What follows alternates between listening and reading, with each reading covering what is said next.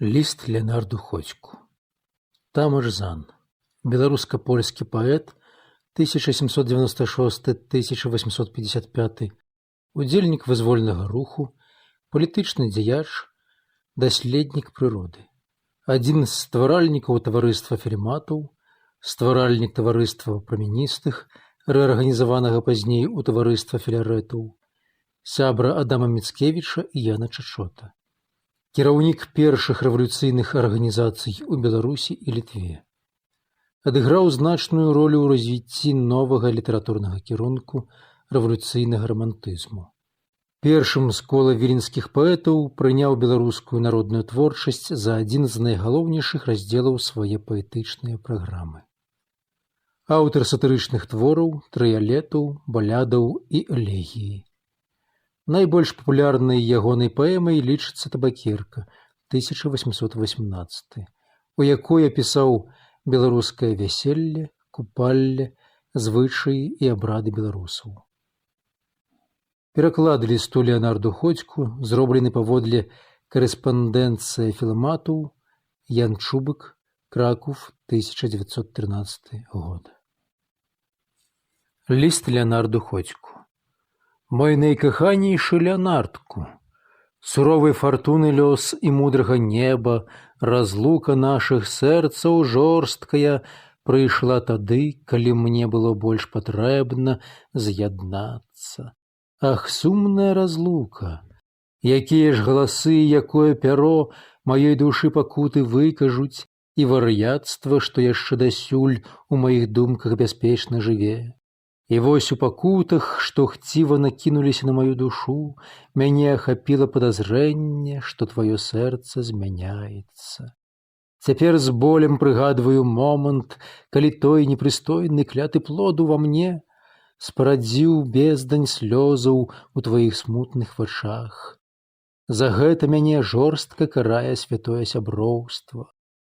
Бо твая звычайная дабрыня — шчасце для мяне, і яна вынесе свой прысуд прабачэння. Супакоюся, бо мне балюча засмучаць цябе. Ужо даводзіцца бачыць з глыбокім сумам наступствы таго злачынства, падобнага на маё, але нават пагарды не вартыя тыя, у каго нараджаецца вялікая нявернасць. Палегчыць абяцаў мой смутак лістом да мяне, што ж сталася з тваім абяцаннем? Мусіць, забыў мяне. Можа, ты грэбуеш мною?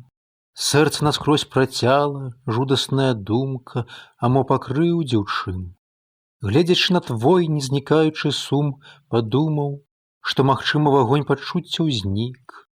Я чакаў твайго прыезду, не раз выходзіў на шлях, але зноў вяртаўся дадому сумны і цяпер не магу схаваць свайго шкадавання. І як згаладнелае птушанё стогне, пакуль не прыйдзе матка, так і мне без цябе паўсюдна пастаяннага задавальнення не дачакацца. Так, насамрэч, без цябе, мой найкаханейшы, усё не міла мне. Гой, колькі разоў узгадваю нашыя прыемныя і нявінныя забавы. Колькі разоў уяўляю сабе той слодыч, які пры дотыку да тваіх вуснаў каштаваў я. Колькі разоў усплываюць у памяці тыя ўзаемныя з навялікшай дбайнасцю клопаты ў ласках. Колькі разоў адчуваецца цяпер ува мне ўзрасталы смутак і жаль па мінулых уцехах. Пасля тужлівага нашага расстання у шалёным стане ехаў дадому, абвінавачваючы сябе ў зацятасці і нявернасці, што я праявіў да цябе перад самым ад'ездам. 1617, мой найкаханейшы. Моцна цяпер шкадую аб гэтым і ласкава прашу прабачэння, бо я вельмі упэўнены ў табе, мой найкаханейшы. Аднак, каб мне больш супакоіцца, што праз гэта не перастанеш кахаць мяне, калі ласка, напішы што-кольвек аб гэтым, а таксама аб сваім жыцці з часу нашага расстання, і якое на цябе зрабіла ўражанне мая злая і, так мовіць, грубая нявернасць. Пішы. Не паверыш, але я і сам не магу апісаць майго смутку, у якім заставаўся ў выверах аддаленым ад цябе месцы. Нічога больш не жадаў, як атрымаць ад цябе вестачкі або пабачыць твой шчаслівы для мяне твар. Але ні першага, апрача твайго абяцання, ні другога атрымаць не мог. Не ведаю, у чым прычына.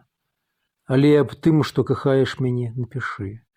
Сёння, 22 жніўня, ад'язджаю ў Вільню. Адтуль, як мага хутчэй, напішу табе.